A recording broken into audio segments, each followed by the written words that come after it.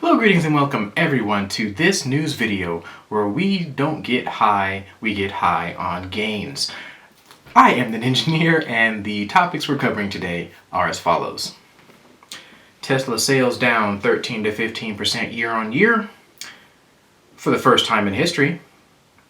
Honda and Toyota holding prices steady. Rivian taking a page from Aptera.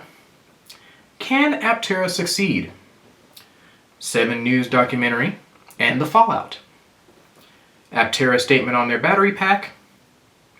Aptera gets high, and something really cool.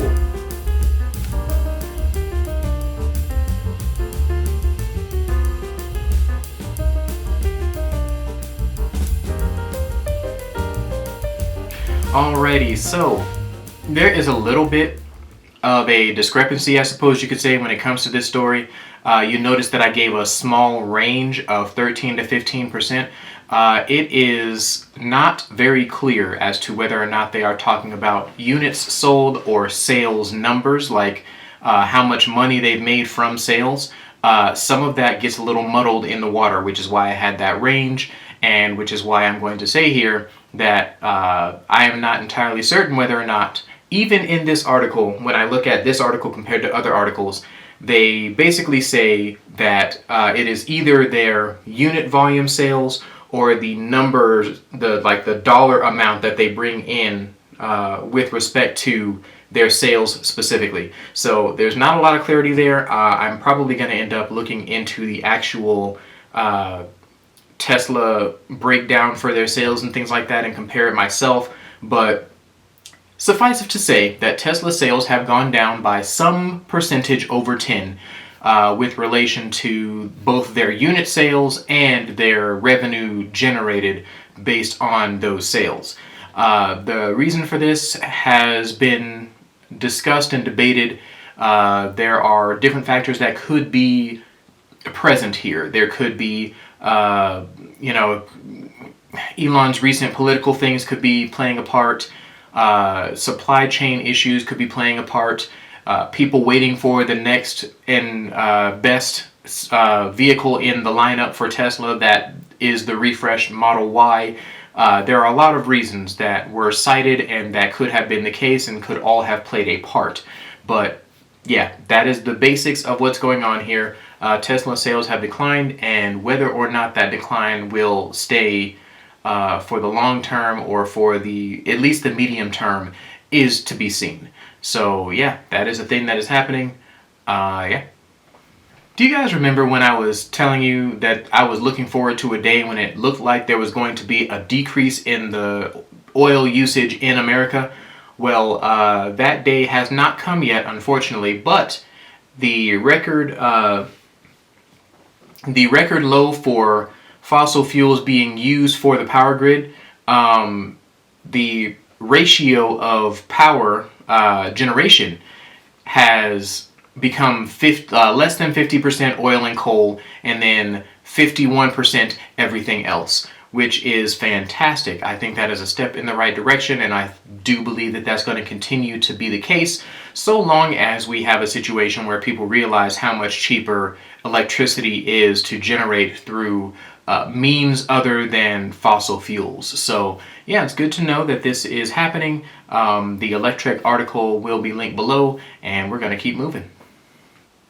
Alright, so a really cool move that Honda and Toyota announced, and actually Hyundai also announced something very similar, that they are not going to raise the prices of their vehicles, at least for the time being, in spite of the tariffs. That is a really cool thing for them to do. I certainly hope that they could also come up with a line of electric vehicles that I would be interested in purchasing. That would be great too. But yeah, so I appreciate that they're doing this, and I really hope that the tariff situation resolves itself sooner than later, because otherwise they may have to eat their words, speaking of Toyota, Honda, and now Hyundai. Alright, so Rivian is taking a page from the Aptera when it comes to their marketing. They are starting to really show a lot of really interesting and fun updates with respect to the R2's development and what they are trying to do with the vehicle, prototyping and things like that. They are putting that information out on a fairly frequent basis. This is something, in my opinion, is taken from the page of startups like Aptera and now Tello, just being outright, forthright, honest about what they are doing, why they are doing it, things like that. It is something that I'm noticing more and more in the space of EV startups and like actually just startups in general. I'm noticing this trend of being more transparent, and I like that because it makes me feel good when people are being honest and upfront about information, because that means that they are confident in what they are doing and that they will be able to deliver. So yeah, keep it up, guys. I appreciate watching it happen. As you can see here, you can look at all the stuff that they have been sharing. Both the Rivian page and RJ Scaringe, who is the CEO of Rivian's page, they have been sharing different updates about battery packs and trusses and things like that for their high voltage modules, and all kinds of fun stuff like that there. On the Rivian page, they're showing the same things, sort of. They got kind of more promotional stuff for the vehicle and things of that nature. They have those things happening on both sides of the X landscape, and I love that transparency. Keep it up. Alright, so the next story we're talking about, there is a video that Transport Evolved put out that has everything to do with what is going on with the world today and whether or not Aptera can survive in this particular climate.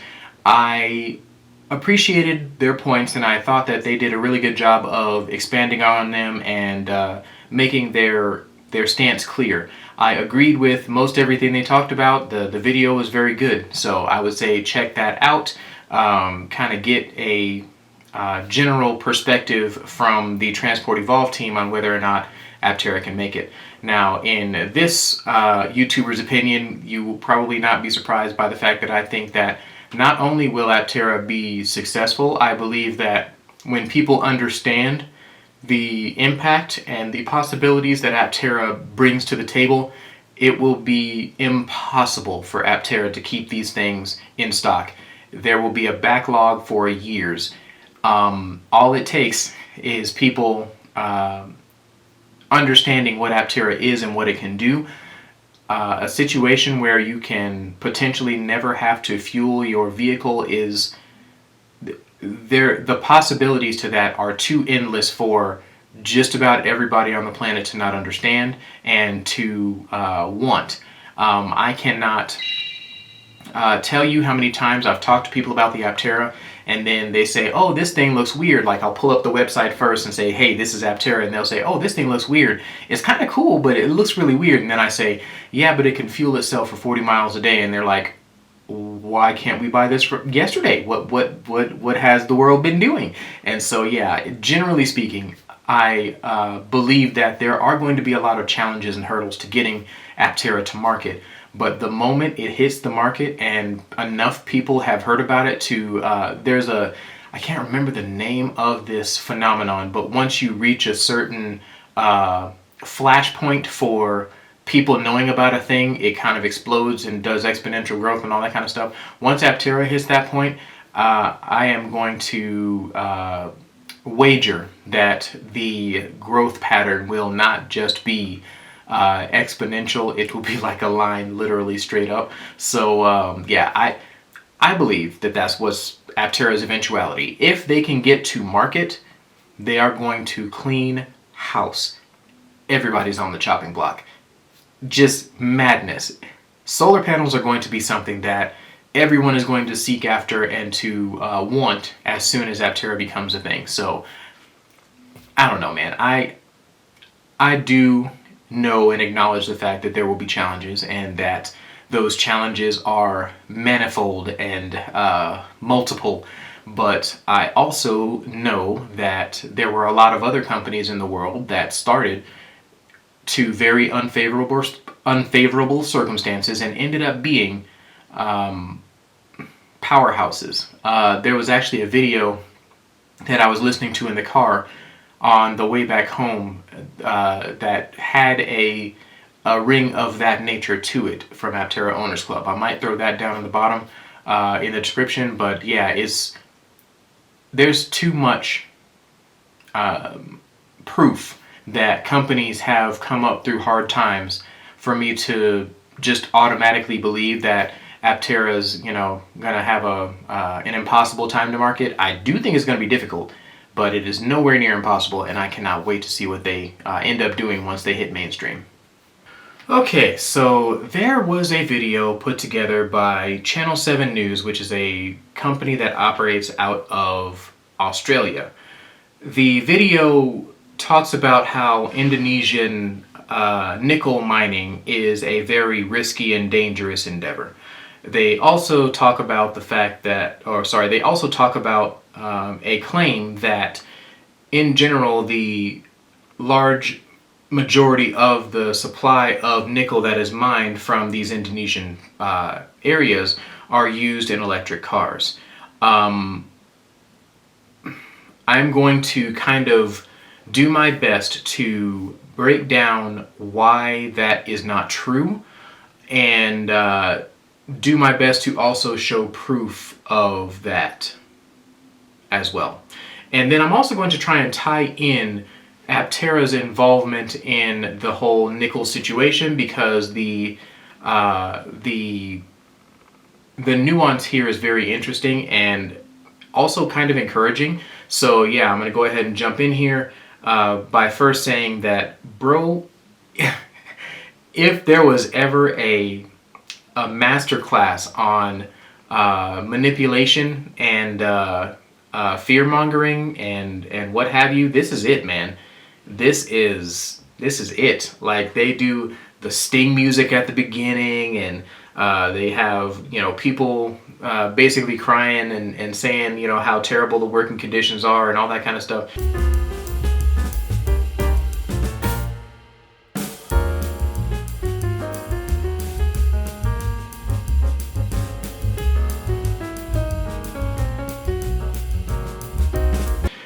They make a lot of claims that they don't back up with facts, or there's a lot. This fellow has a lot of stuff that he says and does not back up with any information whatsoever. I will admit that he does get some pretty cool shots of the inside of one of the Indonesian facilities mining nickel that he played up as this, oh, we had to infiltrate the thing. The whole thing is very, very sensational, and I'm particularly sensitive to the general emotional manipulation that occurs in the media today, partially because I am used to it, or I have experienced it a lot in my younger days. But yeah, no, this is, bro, if I were a shady business trying to get my point across that somebody else is really bad, this is chef's kiss good. That stated, that also means that a bunch of their claims in this video are erroneous. The first thing that they cited was that the nickel that is mined from these mines is used in Chinese EVs. Well, the majority is used in Chinese EVs, and that is patently false. You may have noticed during the intro to that video that we saw the Electric Viking, who was basically, it seemed like he was a little hot under the collar, and it seemed like it was a tiff between the two, the host, this fellow, and the Electric Viking, trying to figure out, who is this guy or whatever. There was an altercation there. But anyway, essentially what I am using to fact check this guy at the moment, because it is the most expedient way, is the Electric Viking video that basically talks about the 7 myths that were in that video. He talks about them all, but he specifically talks about how most of the nickel that is mined from the mines in Indonesia is not of grade to be used in a battery. We know that the materials that go into a battery have to be extremely pure. the metal that they pull from these mines right now is not very pure overall. And it is mostly used in things like stainless steel. So yeah, generally speaking, that's just is patently false. That claim that it's all used in electric batteries, electric cars, is not accurate.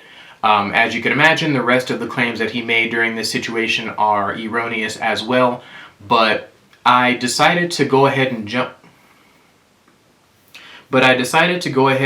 down a rabbit hole because I was curious as to whether or not there was any truth to that claim. When I did so, I kind of ran across Aptera and trying to figure out whether or not Aptera's batteries, because they're sourced from LG, are actually using any of this nickel. So essentially what I did was I started by trying to figure out what actually was inside the Aptera's battery pack. Aptera's website says our launch edition uses 21700 NMC 811 cylindrical lithium-ion cells, known for their high energy density and long life. The battery pack contains 2,304 cells. I am so glad I did that math correctly. I put a post up before and I had to double check to make sure I got it right. Anyway, delivering 400 miles of range. Located under the seats, the battery consists of 6 modules. All right, that cell does use nickel as one of the materials in the cathode. So I was like, uh-oh. If Indonesia is currently the biggest miner of nickel, there's a very strong chance that Aptera actually has this material from Indonesia in their batteries bought through LG. So the next natural step here was to go to LG. I said, all right, LG, what do we got here? After looking up where they source their nickel from, it all kind of took me down another sidebar rabbit hole. So here we're going to go down that rabbit hole for a little bit. LG has secured 100% rights to battery-grade nickel and cobalt materials from Australian mines as of 2021. So in 2021, all of their nickel came from Australia. Now, as time went on, in 2022, they said, yeah, we're going to break ground on nickel processing plants in Indonesia. And I said, uh-oh. Oh no, maybe they are actually sourcing this nickel from Indonesia where, things are not particularly good for the workers. So I kept digging, and it said, basically this article said, hey, we're going to start a plant in Indonesia. And I said, oh, they're starting a plant. That means that they're not using the existing plants, which means if they have good policy, then they could actually make mining better in Indonesia by raising the standard for the workers. All right, then I kept on digging, and then I saw that LG Chemical actually has a responsible sourcing policy in their bylaws for the LG facilities. And so I read through this, and long story short, they want to make sure that everything is done ethically and soundly and safely, which is part of the reason why LG opted to not buy from the existing mines in Indonesia. So they are literally changing the landscape down there. If anything, LG is doing a great job of trying to lift up the standards in Indonesia and make them do a little better by their workers in Indonesia by making plants there built to the standard of LG's LG's chemical responsible sourcing policy. So yeah, it looks like right now that LG is building new plants in order to mine nickel in Indonesia for their battery cells. I am confident, or rather I am hoping, that the policy that they have explained here is what they're going to put into effect in Indonesia, because if they do that, that would mean that the standard of living, the standard of working, the standard of safety at these nickel plants will go up as a result. So yeah, long story short, I found out that Aptera is not using Indonesian-sourced nickel from questionable factories. LG is ramping up production there in order to make a dent in the market and make basically make their factories there because they could not abide the standards that exist there currently. So they literally said, these factories are no good. We're not going to pick up that hurdle, that hassle, that potential set of lawsuits. We're just going to build our own stuff and make our factories the way that we like to, speaking on LG's behalf. So yeah, I like that that slant, like where that's going, where LG is taking it. So yeah, Aptera is getting their nickel from good places. Australia currently, and eventually Indonesia from plants that actually care about their workers. All right, Aptera's getting high, man. They getting high in the sky. They getting super up there. I love how Aptera takes a timely approach to their criticism. People were saying, oh, Aptera went downhill for that whole Route 66 situation. So they said, all right, let's just go to the highest point in California. So they drove the Aptera up to the top of the Palomar Observatory Mountain. I do not remember the name of the mountain. It might be Palomar Mountain. I don't know.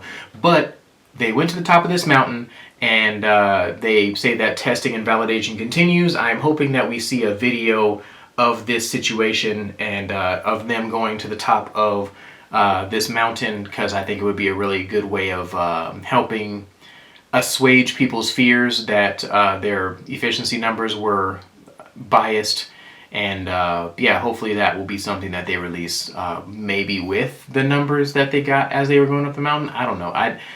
I don't know how much the numbers make a difference at this point, because a lot of people are really ready to jump on Aptera for making the smallest of miscalculations with respect to how the audience receives their message. So I'm hoping that something interesting comes of this this trip, like maybe a video outlining the trip up, or maybe a video showing that they actually drove up there. Yeah, something cool is going to come from that, and I just want to see that. But yeah, Aptera's getting high, y'all. High on their product. Anyway, okay, so there's a channel that I follow, that I watch fairly often. His name is Kyle Hill.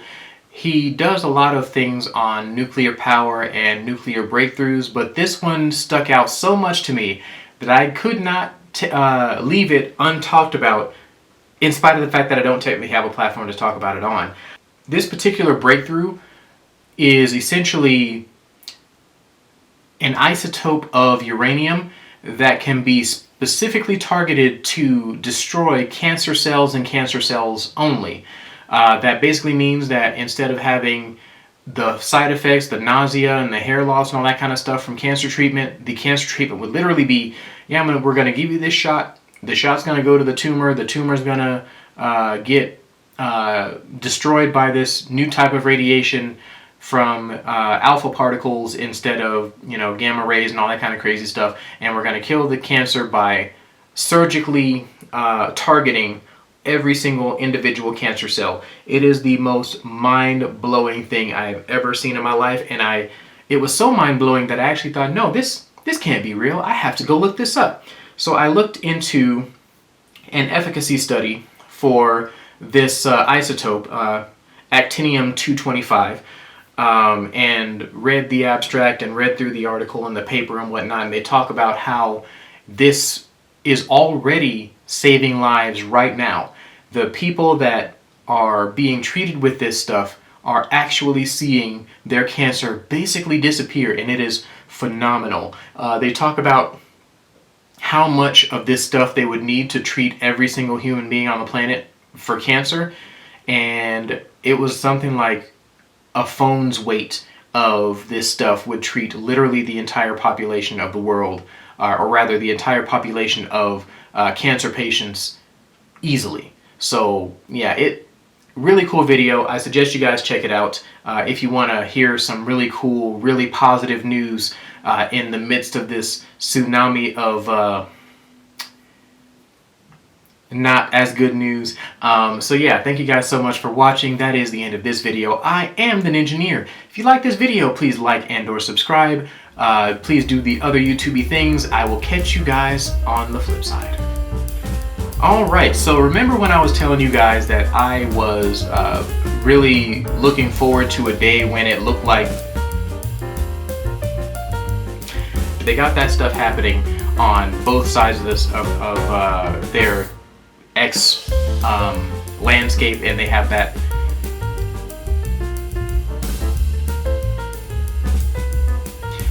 It says our launch edition uses 21,700 NMC 811 cylindrical lithium-ion cells, known for their high energy. I'm gonna try that again.